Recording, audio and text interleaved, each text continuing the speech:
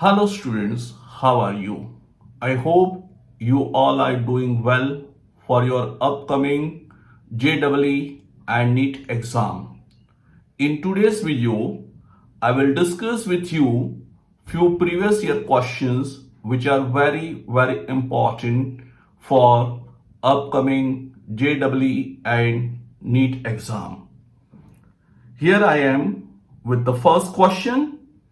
In this question, you are finding that the resistance of the galvanometer coil is 100 ohm and galvanometer gives full deflection for a current which is 1 milliampere. You have to find the value of the resistance which is required for current of 10 ampere. This question is very easy. As you know, for this type of question, the formula which is useful is S equal to G into Ig upon I minus Ig. The resistance of the galvanometer is given, it is 100 ohm. The full scale deflection current, it is 1 milliampere. As it is in milliampere, you have to convert into ampere. So it is 1 into 10 to the power minus 3 upon the current which is required is 10 ampere. And the Ig is 1 into 10 to the power minus 3. As the current 1 into 10 to the power minus 3, 1 milliampere current is very small, so I will ignore that. And if I ignore that, I have 100 into 10 to the power minus 3 upon 10. So 1 0 cancel. And 10 into 10 to the power minus 3, the answer is 10 to the power minus 2. And 10 to the power minus 2 means 0.01 ohm. So for this question, the correct option is option D. D option is correct. 0.01 ohm is the answer. Now for this formula, S equal to G into Ig upon I minus Ig. At the end of this video, you will find a link. When you will click that link, you will find the complete derivation, complete explanation of this formula.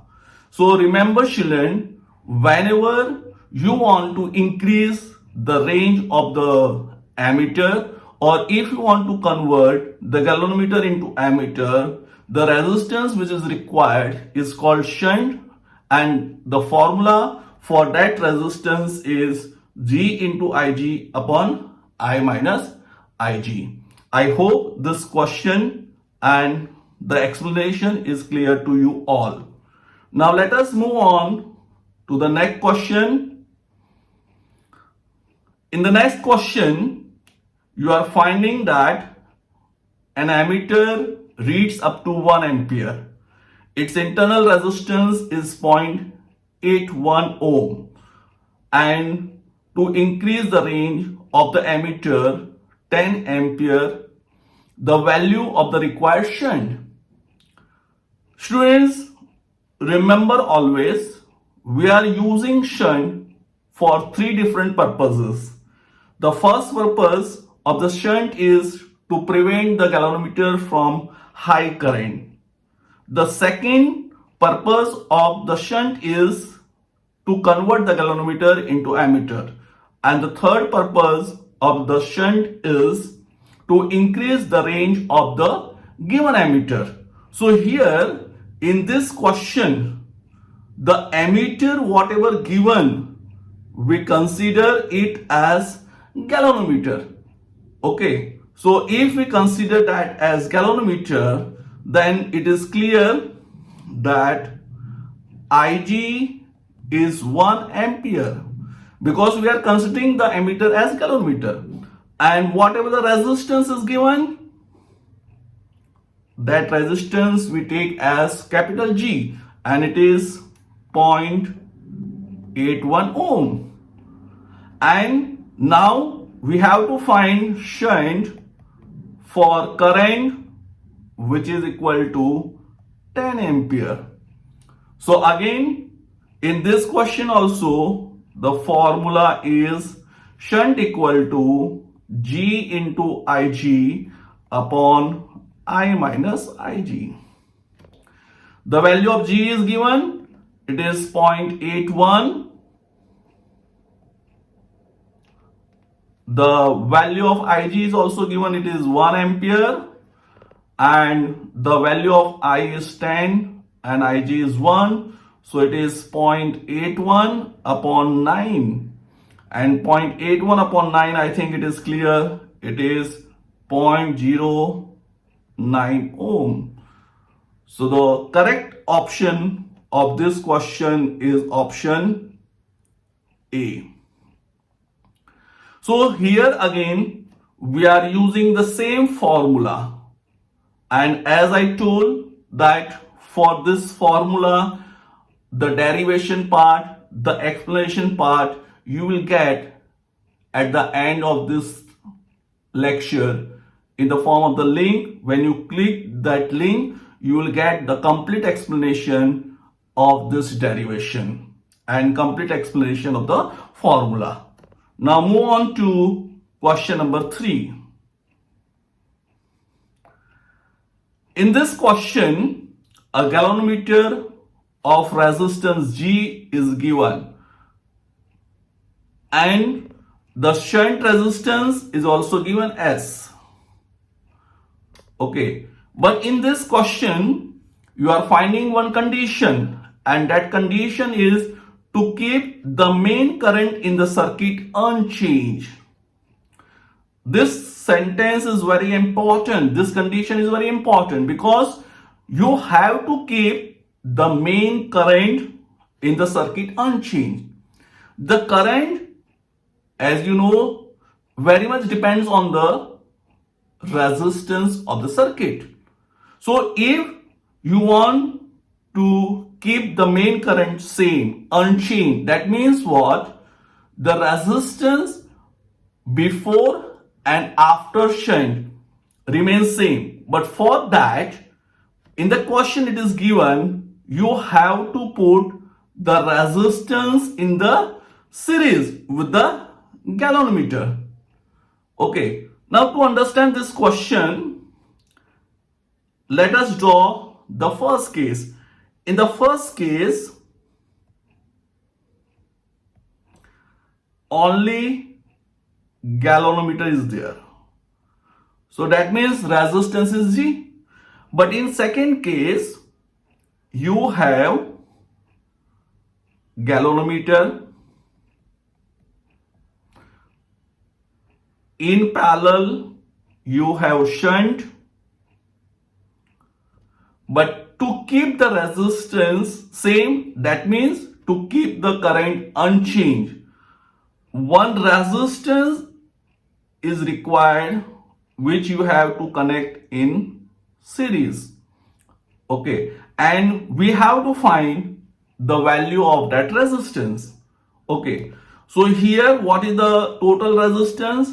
The total resistance is G into S upon G plus S, because galvanometer and shunt are in parallel and the R is in series, and here the resistance is capital G. If both the resistance same, then of course the conclusion will be no change in the current.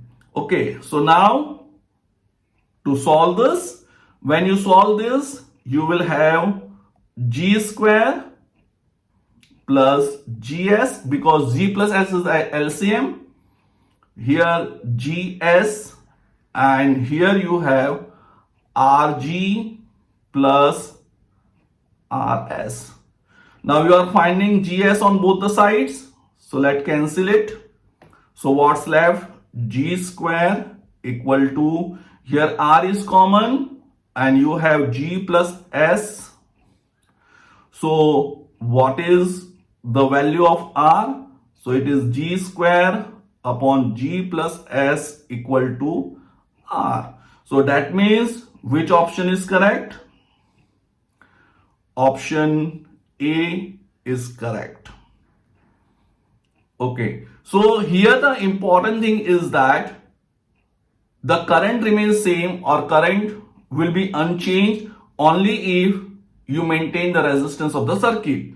So here this question becomes easy if you draw the two different circuits, matlab circuit for the first case and the circuit for the another case. So I hope this question is clear to you all. Now move on to the next question. Next question is also very important.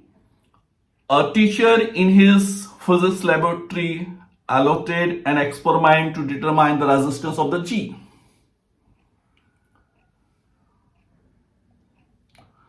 Resistance of the galvanometer. Children, remember, to determine the resistance of the galvanometer also we are using shunt. So I think for this question you have to give in the mind that G and S are in parallel. So the circuit is like this.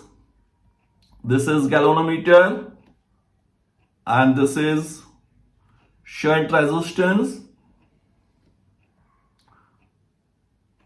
But when you go through the question, you will find that the students took the observation for 1/3 deflection in the galvanometer.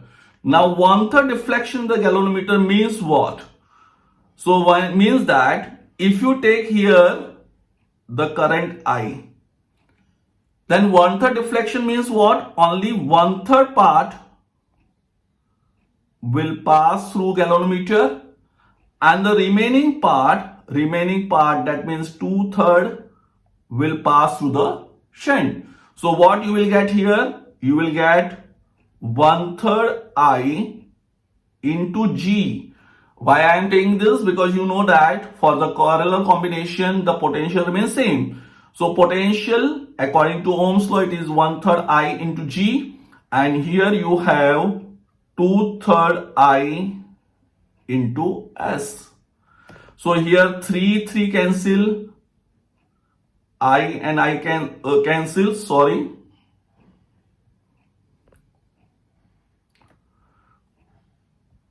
It is 1/3 I into G. So I cancel. So you will have G equal to 2S. Okay. So that means it is possible to convert the to find the galvanometer resistance of the galvanometer with this method, and for that the G must be equal to 2S. So I think which option is correct? 1/3 deflection method can be used, and in this case G equal to twice the value of the shunt resistance. So I am getting the same here. That means for this particular question the option B is correct. Okay, I hope all the 4 questions are clear to you all. Thanks.